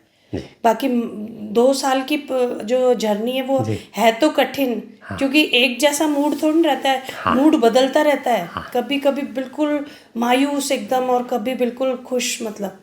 पर मैं कह रही हूँ कि जैसे रेगुलर जो बच्चा जा रहा है ना कहीं, तो वो अच्छा करेगा ही करेगा। और सर वगैरह ने जब इसको घर बैठ गया था ना, तो भी कह रखा था कि अगर आपकी स्टडी नहीं हो पा रही है तो आप बेशक आ जाइए, और हम बिल्कुल तैयार हैं, मतलब आपको जो पूछना है। और जहाँ रूम वगैरह अवेलेबल करवा दिया कि भाई आप यहीं बैठकर पढ़ो। तो इसने सच में ही, मतलब मैंने तो इसको टिफ़िन बना के दे दिया, और ये यहाँ पर रुका है, मतलब 4-4 घंटे अलग से व्यवस्था करी सर ने कि भाई यहीं बैठ के पढ़ ले, अगर घर पे मन नहीं लग रहा है तो सच में यहाँ एक माहौल है कि जिससे बच्चा पढ़ पाता है। घर में मतलब कोई है ही नहीं हमारे तो एजुकेटेड, तो उसको लगता ही होगा, पर इसने अच्छा करा, मतलब। जी जी। इसमें एक और जहाँ तक मैंने महसूस किया, मतलब जी। हमारी तरफ से कोई प्रेशर नहीं था। हाँ। मैं हमेशा इसको यही कहता कि बेटा 12वीं करनी है अपन को, सिर्फ हाँ। अपन 12वीं अच्छे नंबरों से करना है। हाँ। ये नीट या जेई ये तो आगे का स्टेप है। हाँ। अगर नहीं होते हो तो अगला साल पड़ा है अपने लिए, क्योंकि ये बच्चा बिल्कुल नेट मतलब 5 साल का हुआ ना, जैसे 5 साल का हुआ, कल छठी में घुसेगा। हाँ। उस दिन मतलब इसको पहली कक्षा में एडमिशन दिला दिया मैंने। अच्छा अच्छा। मतलब कहीं LKG HKG वगैरह कुछ भी, नर्सरी कुछ भी नहीं पढ़ाई करी। हाँ हाँ। तो वहाँ जब इसको लेके गया तो वहाँ एक मैडम थी, पहली कक्षा की हुआ करती थी जी। वो पहचानती थी मुझे। हाँ, पुष्पा मित्तल ही था उसका नाम। हाँ हाँ। तो उसने कहा कि क्या छोटे छोटे बच्चों को लेके आ जाते हो, और ये आपके गांव के बच्चे तो पढ़ते ही नहीं है। डांटा था हमें, मेरे को डांटा था जबरदस्त। अच्छा कुछ नहीं सिखाया इसने। अच्छा। तो फिर मैंने कहा कि मैडम मैं पूरी कोशिश करूंगा, ये बच्चा ऐसे रिजल्ट नहीं देगा, आपको अच्छे रिजल्ट देगा। हाँ। तो 2-2.5 महीने बाद फिर एक पीटीएम होता है, हाँ जी। उसमें मैं गया। जो इसने मतलब 2-2.5 महीने में इतनी अच्छी कैचअप करी सर, हाँ। कि वो चीज़ अभी तक इसकी मतलब जो आदत बन गई ना, वो आदत में है। तो मुझे खड़ा किया गया कि है ना, तो खड़ा किया तो मैं तो यूँ सोचा कि ना यार ये तो फिर डांटेगी। अच्छा तो फिर पूरे जो बेटे थे उनके सामने कहा कि पेरेंट्स इस प्रकार के होते हैं। हाँ। ये बच्चा बिल्कुल 0 पे आया था हमारे पास, और आज पूरी क्लास में ये टॉपर है और बहुत अच्छा कर पा रहा है। अगर इस प्रकार के बच्चे आए ना हमारे पास, तो हम बहुत खुश होएंगे, आपके गांव के बच्चों को लेंगे। बहुत बढ़िया। हाँ, तो हमारी तरफ से ये इसका मतलब शुरू से ही रहा, बेटा 11वीं-12वीं पढ़नी है, आप तो 11वीं-12वीं पढ़ने जा रहे हो आरजी में। तो ये इस प्रकार का प्रेशर बिल्कुल नहीं रहा ना, ये इसके लिए बहुत मतलब पॉजिटिव काम किया। दूसरा सर 2 प्रकार की पजल थी इसके पास, एक तरह से देखा जाए तो, कि 12वीं में अच्छे परसेंटेज लाना, इधर नीट का प्रेशर था। तो सर इस इतनी सी उम्र में इस प्रकार का जो मैनेज किया है ना, ये बहुत मतलब हर कोई बच्चा नहीं कर पाता है। तो इसमें अपने माँ बाप का, खुद बच्चे का, और कोचिंग इंस्टीट्यूट जहाँ भी जा रहा है उसका बहुत बड़ा रोल है सर, नो डाउट। सही है। और ये इसने सत्य करके सिखाया है। और सर है ना, ये जो मतलब कहते हैं ना, आप भी कहते हो कि भाई गॉड ऑफ ग्रेस, तो ये बच्चा सच में भी है। और इसका रीज़न मतलब कुछ नहीं है, ये सिर्फ टीचर को अच्छे से सुनता है। मतलब कोई बच्चे होते हैं ना क्लास में बैठे हैं, पर वो है ना मतलब फिजिकली बैठे हैं, जैसे बॉडीली, उसका मन कहीं और है। पर जो आप जैसे मेडिटेशन करा के और बच्चे को उस वक्त खींचते हो ना, तो वो बच्चा, ये मेरा बिल्कुल उसी वक्त एक ही वर्क कर रहा है। मतलब ये नहीं कि ये घर पे उसका माइंड है, आपने उसको कह दिया कि यहाँ है तू, तो ये वहीं है। इसकी मेन, क्योंकि फर्स्ट क्लास में हमने महसूस किया कि जब पुष्पा मित्तल मैडम ने डांटा कि इसको कुछ नहीं आता, ले आए ऐसे गंवार बच्चे को, कुछ नहीं सिखाया, तो हमें फील हुआ यार हमने तो इसको मतलब LKG HKG कुछ नहीं पढ़ाया, सीधे फर्स्ट में डाल दिया है। तो ये बच्चे का जब स्कूलों में इंस्पेक्शन होता है, तो उस इंस्पेक्शन में जो ऑफिसर आए थे बाहर से और मैम पढ़ा रही थी, ऑफिसर पीछे बैठ गए। फिर ऑफिसर ने नोट किया भाई ये पढ़ा रही है मैडम, तो इस बच्चे से पुष्पेंद्र को खड़ा किया कि पुष्पेंद्र बताओ आपकी मैम ने क्या पढ़ाया। इसने एक वर्ड भी नहीं चूका उसका, क्योंकि इसकी क्या हैबिट है कि टीचर जो पढ़ा रहा है उसको वर्ड टू वर्ड बोलना है वापस, मतलब। तो ये इसने बिल्कुल हूबहू बताया, पूरे स्कूल में इसकी प्रशंसा हुई बाद में कि मतलब रिजल्ट बच्चा हो तो ऐसा कि जिसने मतलब। और ये इसका 11th-12th में भी ये है कि हम तो देखो दोनों जॉब में निकल जाते हैं, हमें कोई मतलब नहीं था 7:30, मैंने तो सिर्फ इसका टिफिन बॉटल रखा इसके बैग के ऊपर, इससे पहले निकल जाती हूँ मैं उल्टा। आप ये मानो कि मेरा कोई नहीं था, पर इसने, इसके टीचर ने जो कह दिया ना, मुझे आते ही बताएगा कि मम्मा आज टीचर ने ये कहा, आज उन्होंने मुझे इस चीज के लिए डांटा था, या उन्होंने ये बात बताई। सर जो भी बात कहेंगे वो घर पे मेरे से शेयर करता है, इसके पापा से तो नहीं करता, पर मुझे जरूर सारी बात बताता है। तो मुझे मतलब इसका जो यहाँ का हेल्दी माहौल, और इसने टीचर ने जो कह दिया वो करना है बस। और टीचर, हमने मतलब सोचो कि कोचिंग के समय एक बार वो टेस्ट सीरीज भी आई थी एलन की, तो मैंने कहा ज्वाइन करा दूं कि क्या करूं, मतलब ऑनलाइन तो कर ही लेगा, पढ़ रहा है तो क्या हुआ। पर नहीं, बच्चे ने कह दिया कि मेरे टीचर ने कहा है कि हम ही बहुत हैं, मतलब जो पढ़ा रहे हैं उतना ही अगर अच्छे से कर लोगे तो काफ़ी है। तो इसने मेरा एक मतलब मैं कहूँ कि कुछ भी अदर कुछ नहीं करा है, केवल इसके टीचर ने कह दिया कि ये पढ़ना है बुक, तो वही बुक पढ़नी है, इतने घंटे पढ़ना है तो वो पढ़ना है। डायरी में सब इसके लिखा हुआ है, और इसका प्लान दीवार पे चिपका हुआ था। इसके सर की फोटो देखो आप, गिरीश सर की लो, प्रतीक सर की लो, सबकी फोटो चिपकी हुई है। वो लाइन भी लिखी है, माई लाइफ माई रिस्पॉन्सिबिलिटी। मतलब हम कुछ कहें ना तो मैं तो देख बेटा क्या लिखा है, तो ये अपने आप ही समझ ले कि मम्मा क्या कह रही है। तो इस तरह से ये मतलब उसी तरफ रहा। सही है। और मतलब रेगुलर ना रहे ना बच्चा, तो सच में भटकता तो है, कुछ भी कहो। तो फिर उस वक्त भी सर ने इसको बोल दिया कि कुछ नहीं बेटा, बोर्ड के बाद तू यहाँ आ जा, रूम खुला पड़ा है, तेरे लिए एक अलग सिटिंग रूम बता दूंगा, और इसको अलग कमरे में बैठा दिया, और इसने फिर ये आके आराम से मस्त, वरना कुछ पलों के लिए मुझे घर पे रह रहा था, जब तो थोड़ा भटकने लग गया था, पर यहाँ आके इसने फिर से अपने आप को कवर अप कर लिया। पेरेंट्स, ये जो जेई या नीट की तैयारी है, मतलब काफ़ी लोगों को ऐसा परसेप्शन रहता है कि हम बच्चों को हॉस्टल में डाल देंगे, बड़े इंस्टीट्यूट्स में डाल देंगे, तो बच्चे अपने आप पढ़ाई करते रहेंगे, माहौल बनता रहेगा। बट बिलीव अस, ये इस प्रिपरेशन में इतने अप्स एंड डाउन्स आते हैं, चाहे बच्चा पढ़ने में बहुत अच्छा हो चाहे मीडियम हो। तो जो फैमिली का सपोर्ट सिस्टम है उसका बहुत बड़ा रोल है। जब बच्चा घर में आता है, टीचर्स जो समझाते हैं वो पेरेंट्स को शेयर करता है, तो पेरेंट्स भी अवेयर होते हैं कि इस प्रिपरेशन में कैसे हमें किन किन चीज़ों की केयर करनी है, और पेरेंट्स घर पर उन चीज़ों की इम्प्लीमेंटेशन हो पाए उसको इंश्योर करने की कोशिश करते हैं। तो एक डबल सपोर्ट सिस्टम हो जाता है कि इंस्टीट्यूट की तरफ से भी और पेरेंट्स की तरफ से भी। और जैसा मैम ने कहा कि टीचर्स को अक्षर वर्ड बाय वर्ड फॉलो करना, कि भाई मेरे टीचर ने बोल दिया तो मुझे ये काम करना है। तो ये एक स्टूडेंट का वो एक बेसिक ट्रेट है कि भाई आपका टीचर आपके लिए सब कुछ है।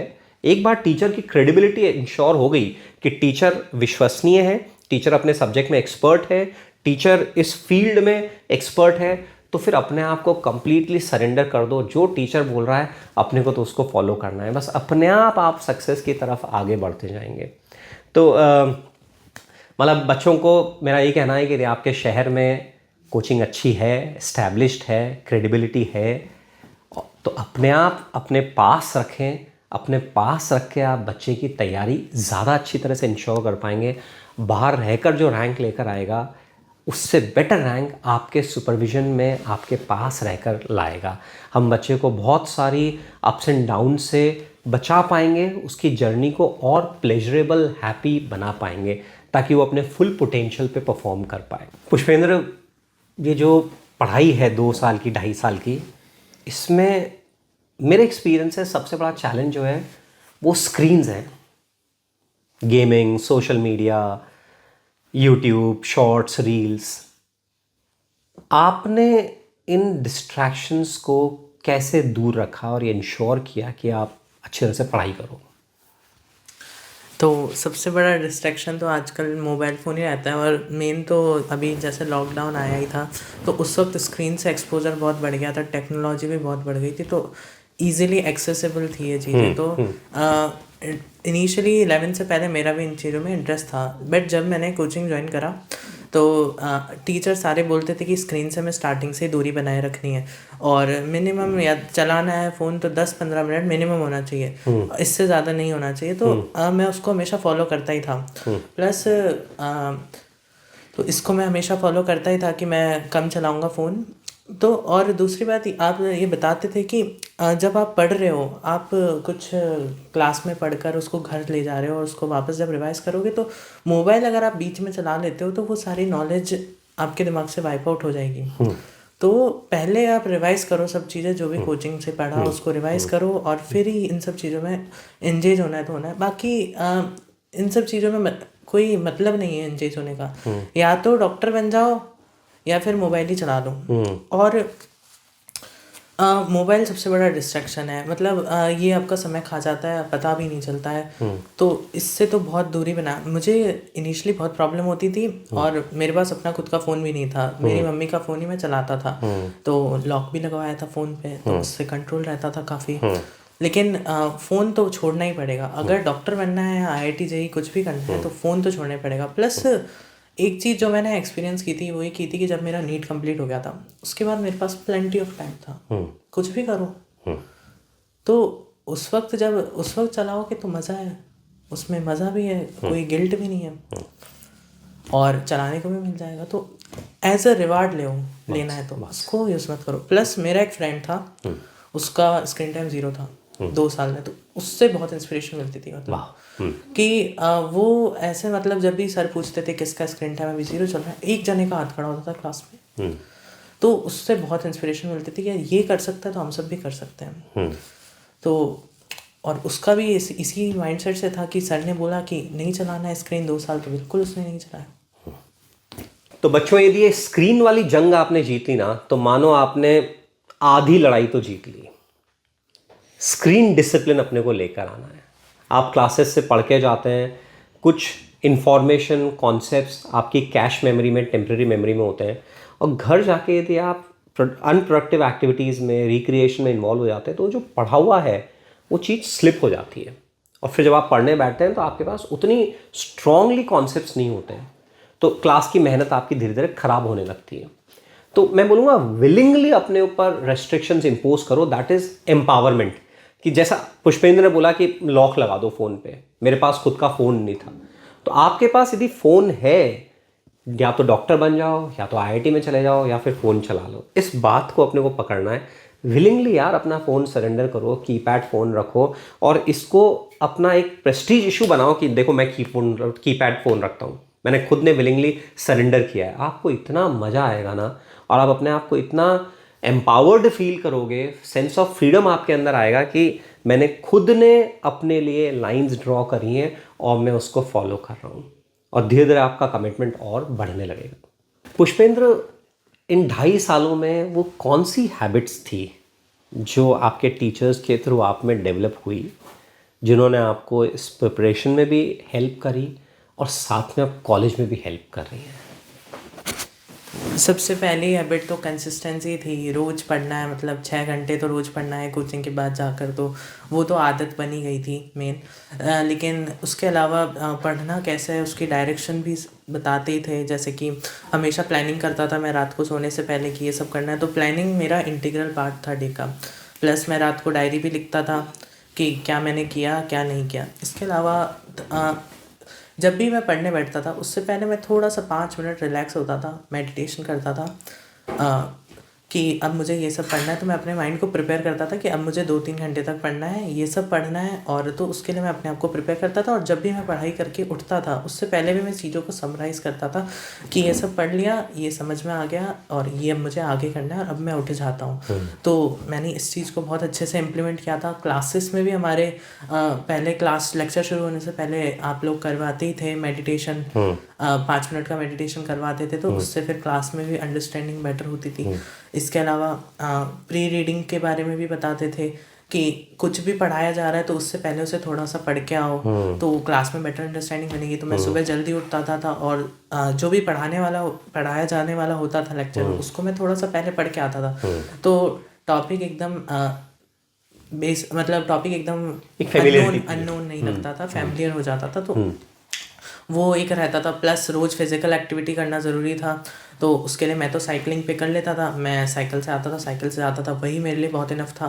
12th में मैं स्कूटी पे आया करता था, तो 12th में फिर मैं बैडमिंटन खेला करता था अपने भाई के साथ। और इसके अलावा साइकिलिंग तो मैं हमेशा करता ही था। तो फिज़िकल एक्टिविटी जब मैं करता था तो उससे भी मेरा काफ़ी स्ट्रेस रिलीज़ हो जाता था और थोड़ा रिक्रिएशन भी मिल जाता था मुझे। इसके अलावा बस ये सब मैंने बहुत अच्छे तरीके से फॉलो किया। डायरी राइटिंग तो मैं करता ही था हमेशा, रोज़ रात को। डायरी राइटिंग करना एक मज़ेदार चीज़ है, अपन अपने पूरे दिन को अच्छे से डिस्क्राइब कर रहे हैं, तो ये काफ़ी अच्छी फीलिंग्स है। जब हम अच्छी चीज़ें लिखते हैं उसमें तो बहुत अच्छा कॉन्फिडेंस बिल्डअप होता है कि हाँ आज हमने हमारा दिन प्रोडक्टिव जिया है, और अगले दिन को बहुत अच्छा बनाने की और फीलिंग आती है। और वही अगर हम जब कुछ बुरा लिखते हैं तो फिर हमें थोड़ा गिल्ट भी फील होता है। वो जो गिल्ट की फीलिंग है वो हमें आगे अपना जब दूसरा दिन हम ख़राब करेंगे तो वो गिल्ट हमें ट्रिगर करता है कि नहीं यार कल मैंने डायरी में ये लिखा था, तो हो जाएगा। साथ में जो टेस्ट में गलतियाँ होती थी उनको भी मैं लिखा करता था, और लाइफ में जो गलतियाँ हो रही उन्हें भी लिखा करता था। तो लिखने से एक्चुअल में मदद होती है, मतलब इम्प्लीकेशन रेट ज़्यादा हो जाती है। एक तो हम सोच लेते हैं हाँ ये कर लेंगे, सोचने का तो हम बहुत कुछ सोचते हैं, बट दिमाग में वो चीज़ें नहीं रहती हैं। हम सोचते हैं हमारा दिमाग बहुत कैपेबल है, याद रख लेगा, ये कर लेगा, बट जब हम लिख देते हैं तो फिर उसकी ऑथेंटिसिटी और ज़्यादा बढ़ जाती है। तो ये तो था ही। बहुत अच्छा। बच्चों, हम सबके अंदर एक हायर इंटेलिजेंस होती है जिससे हम कनेक्ट कर सकते हैं। बस एक प्रोसेस बनाना होता है, एक कनेक्शन एस्टैब्लिश करना होता है।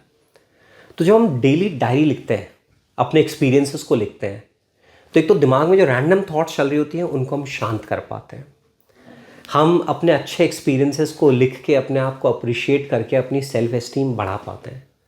और जहाँ हमसे गलतियाँ हुई होती हैं, उन गलतियों को लिखने पर हमारे दिमाग में वो छपती हैं, और जब दोबारा से वो गलतियाँ होने की संभावना होती है तो आपका वो जो पुराना वाला गिल्ट है जो आपने राइटिंग में लिखा था, वो आपको हेल्प करता है उनसे दूर रहने में। तो धीरे धीरे अगेन आपकी बुद्धि स्ट्रांग होने लगती है कि मेरे लिए क्या सही है, क्या श्रेष्ठ है, आप क्या मेरे लिए प्रिय है, मुझे पसंद है, वो नहीं, क्या श्रेष्ठ है। और धीरे धीरे लगातार आप श्रेष्ठ को चुनने लगते हो, आपकी आदत बनने लगती है, और फिर आपकी चॉइसेस एफर्टलेसली अपने आप होने लगती हैं। तो स्टूडेंट लाइफ हो चाहे प्रोफेशनल लाइफ हो, यदि आप अपने एक्सपीरियंसेस को डेली लिखते हो, आप बहुत तेज़ी से ग्रो कर सकते हो। जैसे आपका टेस्ट होता है, तो टेस्ट का रिजल्ट जब आता है तो एक सैड सी फीलिंग मोस्टली रहती है कि भाई जितना अपन एक्सपेक्ट कर रहे थे उतना नहीं आ पाए। अब यदि आप उसी को एक्सप्रेस करते हो, राइट करते हो, तो उस केस में क्या होता है, लॉजिकली सोचते हो आप कि अच्छा इतने क्वेश्चंस मैंने अटेम्प्ट किए थे, ये गलतियां हुई, गलतियों के क्या रीज़न है, आप रीजंस लिखते हो। तो धीरे धीरे आप एनालिटिकली सोचते हो, आप ऐसे रैंडम गिल्ट में नहीं जाते हो, अपनी परफॉर्मेंस को एक्सेप्ट करना सीखते हो, जहाँ आपकी कुछ गैप्स होते हैं उनको आइडेंटिफाई करना सीखते हो, उन पे काम करना सीखते हो, बहुत तेज़ी से आप ग्रो करते हो। तो ट्राई करो यार कि अपन डेली लिखें, जर्नलिंग जिसको हम बोलते हैं, चिंतन जिसको हम बोलते हैं, रोज करने की आदत डालें। धीरे धीरे हम बहुत तेज़ी से ग्रो करने लगेंगे और हमें इस पूरे प्रोसेस में मज़ा आने लगेगा। और आप पुष्पेंद्र का खुद का एक्सपीरियंस आप देख सकते हो, उन्होंने इस प्रोसेस को अपना एक इंटीग्रल पार्ट बनाया अपने डेली रूटीन का। और इवन आज मैं बात कर रहा था इनसे, कॉलेज में भी इस चीज़ को फॉलो कर रहे हैं और वहाँ के भी जो चैलेंजेस हैं उनको बहुत अच्छी तरह से ये मैनेज कर पा रहे हैं। वंडरफुल पुष्पेंद्र। कभी तैयारी करते वक्त ऐसे डर लगता था कि यार 3 घंटे का ये एग्ज़ाम है, मेंटल फॉग हो गया, गड़बड़ हो गया, याद नहीं आया, मुझसे हुआ नहीं, सिलेक्शन नहीं हुआ, तो क्या होगा? ऐसा कई बार लगा था। इनिशियली बहुत ज़्यादा लगता था कि 3 घंटे का एग्ज़ाम है, कुछ भी हो सकता है, क्या सब हमारे हाथ में तो कुछ भी नहीं है, कंट्रोल में कुछ भी नहीं है, कुछ भी हो गया तो क्या होगा। लेकिन इस डर के आगे जीत पाना इतना आसान नहीं है। मतलब ये एक्सपीरियंस से ही मैंने बिल्डअप करा कि जैसे मैं टेस्ट देता था तो मैं टेस्ट दे देकर मुझे आदत हो गई थी कि इससे बुरा तो क्या ही हो जाएगा। कभी मेरे टेस्ट बुरे भी जाते थे, कभी अच्छे भी जाते थे, तो मुझे एक तरह से टेस्ट में आदत हो गई थी कि पेपर ऐसा ही आना है। हैबिचुअल हो गया था मैं उस पैटर्न से कि फिर जब मैं डर लगता था मुझे, तो मैं अपने पास्ट एक्सपीरियंस को एनालाइज करता था कि यार इससे पहले भी मैंने इतने सारे टेस्ट दिए हैं, उनमें तो ऐसा कुछ नहीं हुआ, तो आगे भी ऐसा कुछ नहीं होगा। तो मैं अपने पास्ट एक्सपीरियंस से अपने फ्यूचर को अश्योर करता था। प्लस जब मैंने अपने टीचर से बात करी कि मुझे ऐसा डर लगता, तो वो मुझे प्रतीक सर कहते थे कि पुराना मत सोचो, ना आगे का सोचो, जो प्रेजेंट मोमेंट है केवल उस पर सोचो। आज का दिन है आपके पास, आज जो आप बेस्ट पॉसिबल वे में कर सकते हो वो करो। फ्यूचर तो अभी फ्यूचर में कुछ हुआ ही नहीं है, जो हुआ ही नहीं है उसके लिए क्या चिंता करना, जो अभी प्रेजेंट मोमेंट है अपने पास वही करो। तो आज आप मेहनत करोगे तो अपने आप वो सब अच्छा हो जाएगा, वो सब आप ईश्वर पे छोड़ दो। बस आज आपके हाथ में क्या है, मेहनत करना। तो मैं बस वही करता था। तो डर लगता था, नेचुरल है डर लगना, बट इससे घबराना कोई समझदारी की बात नहीं है। बहुत अच्छा। ऐसे नीट के एग्ज़ाम में एक बेंचमार्क सा रहता है। जैसे नीट 25 के पहले ऐसा था कि भाई कम से कम 650 नंबर आने चाहिए, तब आप सेफ कैटेगरी में हो। नीट 25 के बेसिस पे देखें तो 550 के अराउंड नंबर होने चाहिए, तो आप सेफ कैटेगरी में हो।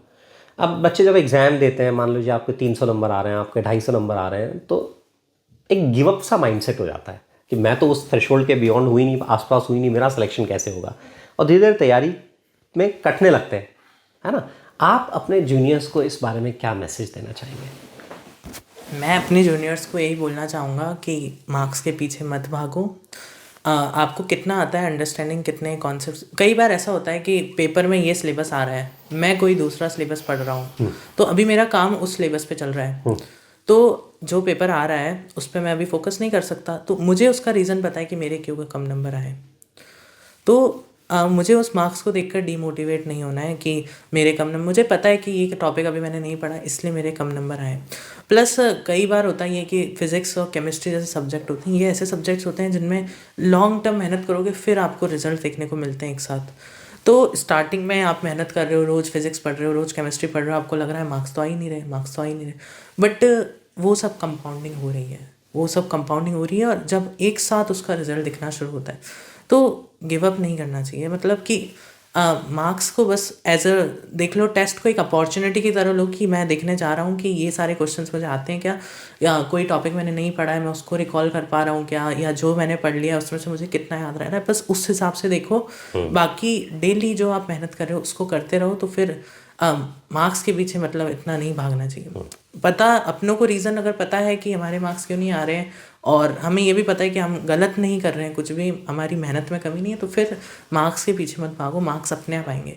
लेकिन अगर आपको पता है आप प्रॉपर मेहनत नहीं कर रहे हो और आपकी डायरेक्शन गलत है, आप टॉपिक्स को स्किप कर रहे हो, उन्हें पढ़ ही नहीं रहे हो, फिर ज़रूर आपको टीचर से कंसल्ट करना चाहिए। तो मैं कभी भी मार्क्स के पीछे नहीं भागता था, मैं देखता था कि पेपर बेस्ट पॉसिबल वे में करना है, जो आएगा देखा जाएगा। मैं कोई बेंच मार्क सेट करके नहीं चलता था कि मुझे इतना मार्क्स लाना ही है या इतना लाना है, नहीं, जो पेपर है मेरे हाथ में एक क्वेश्चन है, उसको मुझे बेस्ट पॉसिबल वे में करना है। बहुत सही। तो बच्चे, जो भी आपके रूटीन टेस्ट में स्कोर्स आते हैं, आपके स्कोर्स आपके एक्सपेक्टेशन से नीचे हैं, डिस्करेज होने के बजाय अपन साइंटिफिकली एनालिटिकली अपने पेपर को देखें कि यार क्या रीजंस हैं। मैंने पढ़ाई नहीं करी, मैं सिलेबस फॉलो नहीं कर रहा हूँ, मैं क्वेश्चन सॉल्व नहीं करता हूँ, मैं असाइनमेंट्स एक्सरसाइज शीट सॉल्व नहीं करता हूँ, क्या ये रीजंस हैं? या फिर टेस्ट में मुझसे कैलकुलेशन मिस्टेक्स हुई। तो प्रिपरेशन की ड्यूरेशन में बड़ा इंपॉर्टेंट है कि हर टेस्ट के बाद में आप टेस्ट एनालिसिस करते हो, और टेस्ट एनालिसिस से लॉजिकली हर क्वेश्चन के पीछे का रीज़न ढूंढते हो कि आपसे क्यों नहीं हो रहा। और जैसा कंपाउंडिंग, पुष्पेंद्र ने जो बोला कंपाउंडिंग, आप हर दिन जब पढ़ाई करते हो तो सरफेस पे ऐसा लगता है कि कुछ इम्पैक्ट नहीं आ रहा है, बट अंदर लगातार कंपाउंडिंग हो रही होती है, आप धीरे धीरे अंदर से ग्रो कर रहे होते हो, और छोटी छोटी स्टेप्स में आज आपके 300 नंबर हैं। यदि आप कंसिस्टेंटली मेहनत करते हो, धीरे धीरे धीरे धीरे स्लो एंड स्टडी पेस पे आप अपने टारगेट की तरफ मूव करते रहते हो। तो प्रिपरेशन को कभी भी बीच में ना छोड़ें, गिव अप नहीं करें।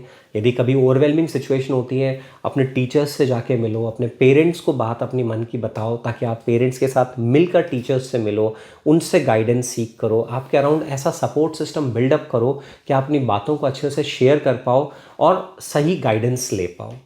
मतलब आपका कंसिस्टेंटली अच्छे माइंडसेट के साथ में, प्रॉपर गाइडेंस में, अच्छे लोगों के सुपरविजन में लगातार मेहनत करना जरूरी है। पुष्पेंद्र, कुछ लोगों का कहना है कि भाई आरजी एकेडमी प्योरली आईआईटी के लिए इंस्टीट्यूट है। यदि नीट की तैयारी करनी है तो ऐसे इंस्टीट्यूट पे जाओ जो कि केवल मेडिकल की तैयारी करते हैं। क्या आपके साथ भी वो दुविधा थी, और कैसे आपने फिर उसको हैंडल किया? मुझे भी ऐसा ही लगता था कि आरजी केवल आईआईटी के लिए एक्सपर्ट है, तो मैंने भी नीट स्पेशलाइज्ड कोचिंग अजमेर में ही ज्वाइन किया था, और वहाँ पे फिर मैंने पढ़ाई करी थी। 1-2 महीने जब मैंने पढ़ाई करी तो मुझे इतना ज़्यादा मज़ा नहीं आया, फीलिंग नहीं आई सब्जेक्ट्स की। मुझे केवल लगा कि क्वेश्चंस को जुगाड़ की तरह करवाया जा रहा है, मतलब कॉन्सेप्ट पे ज़्यादा फोकस नहीं किया जा रहा है। और इसके बाद नीट 2023 का रिजल्ट आया, जिसमें आरजी एकेडमी से ऑल इंडिया रैंक 114, 201 ये सारी यहीं से थी। तो मैंने फिर सोचा कि मुझे इतना संतुष्टि भी नहीं मिल रही थी जहाँ मैं पढ़ रहा था पहले, तो फिर मैंने आरजी एकेडमी ज्वाइन करने का सोचा, यहाँ की ट्रायल क्लासेस ली, तो मुझे काफ़ी अच्छा लगा।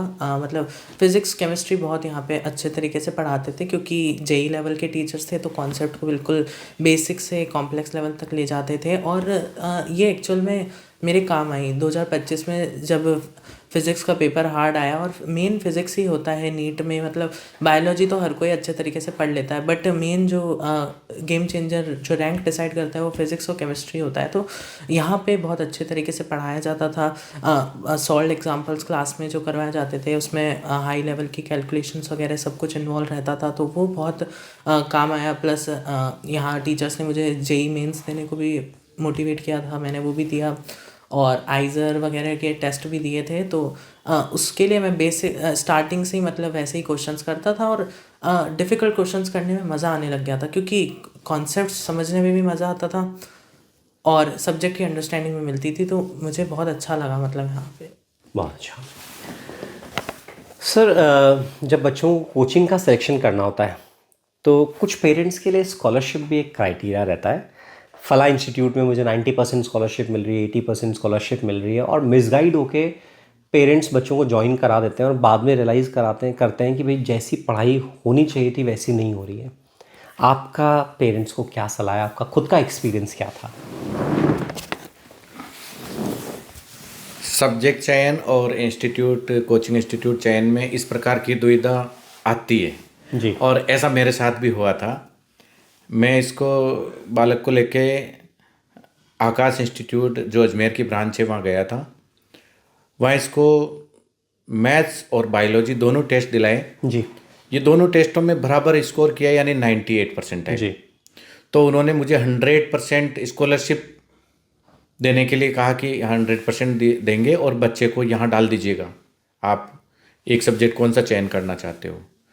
तो फिर मैंने वहाँ चीज़ों को देखा, भाई कौन तो फैकल्टी है, कैसा माहौल है। तो ये चीज़ें मतलब अपने लिए जो स्कॉलरशिप है ये कोई मायने नहीं रखती है। तो मैंने वहाँ बच्चे को नहीं डाला कुल मिला के, भले ही वो 100% दे रहे हो मुझे। एक बार सीख करके कोई इंस्टीट्यूट में गया था मैं, वहाँ भी इस प्रकार कहा कि आप केवल बच्चा दे जाइए हमारे को, आपको फीस देनी नहीं है बिल्कुल, इतना तक मुझे कहा। लेकिन देखिए सर, ये जो अपना समय है और बच्चा है वो महत्वपूर्ण है, पैसा महत्वपूर्ण नहीं है। ये जो 2 साल का समय है बच्चे के लिए वापस आना नहीं है, पैसे अपन कमा सकते हैं। तो फिर मैं आरजी में आया, तो आरजी वालों ने यही बात कही कि सर आप पढ़ाई देखिएगा, आप स्कॉलरशिप की तरफ ध्यान नहीं देवे। और वो बात फैक्ट हुई, मतलब इन्होंने जो मांगे मैंने दिया, और इस चीज़ पे ये बिल्कुल खरे उतरे कि जितना मैंने दिया उससे कई गुना मुझे मतलब 0-0 लगा के संतुष्ट किया। तो पेरेंट्स को, जो आने वाली पीढ़ी है, इनको मैं यही कहना चाहूँगा कि आप कोई भी कोचिंग इंस्टीट्यूट सेलेक्ट करें, वहाँ पैसे को न देके पैसा अपन कमा सकते हैं, लेकिन उस बालक का भविष्य, उसका समय और वहाँ की फैकल्टी, इन सब चीज़ों को ध्यान में रखते हुए किसी भी कोचिंग इंस्टीट्यूट का सिलेक्शन करें। और अपने अजमेर के लिए तो मैं तो मेरी तरफ से यही कहना चाहूँगा कि आरजी एकेडमी दोनों ही मैथ्स और बायो दोनों के लिए बेस्ट है। आप केवल बच्चे को माहौल दीजिए, बाकी इनके ऊपर छोड़ दीजिए, आपका बच्चा अच्छा करेगा, नो डाउट। पुष्पेंद्र, फाइनली हम सेशन को कंक्लूड कर रहे हैं। आप बच्चों को जो तैयारी कर रहे हैं आईआईटी की, नीट की, अपने जूनियर्स को क्या मैसेज देना चाहेंगे? मैं यही मैसेज देना चाहूँगा कि सिंपल है, अपना हाथ टीचर्स के हाथ में दे दो, वो आपको पूरा गाइड करेंगे, पूरा सक्सेस तक लेकर जाएंगे। और कहीं नहीं सोचना है, जो वो बता रहे हैं उसे अच्छे से आँख मूंद कर फॉलो कर लो, आपको कोई नहीं रोक सकता। टीचर्स यहाँ पे बहुत अच्छे हैं ही, और बस हमें उन्हें फॉलो करना है। बहुत अच्छा, बहुत अच्छा। तो आज का सेशन हमारे को बहुत ही मज़ा आया आप लोगों से बात करने में, और मैं समझता हूँ पेरेंट्स को, बच्चों को बहुत सारी चीज़ें आप लोगों की जर्नी से सीखने को मिलेंगी, और वो रिलेट कर पाएंगे जो चीज़ें आपने उनके साथ शेयर करी है। So thank you so much Pushpendra, thank you mister and Mrs Rawat, thank you.